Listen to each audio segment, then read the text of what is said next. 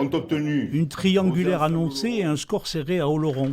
Marie-Lise Bistué, Union de la gauche, est soutenue par le maire sortant Bernard Ucurie, arrive en tête avec 75 voix d'avance sur le divers droite Clément Servat. On sait qu'en une semaine, on peut aller soulever de nombreuses voix. Moi, je ne perds pas espoir. Au contraire, on est regonflé pour partir. Aujourd'hui, on est en tête et on ira transformer dimanche prochain. Le bon résultat du divers droite Clément Servat, près de 40% des voix, permet d'envisager un renversement de la situation pour le second tour. C'est un très bon résultat.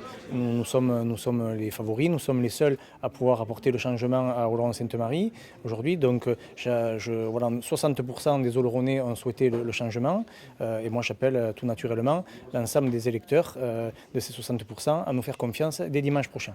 La position du républicain Hugo Kouchinave, troisième avec 19%, qui peut se maintenir, est attendue avec impatience. Je vais consulter mes colistiers, tout d'abord, qui sont là ce soir.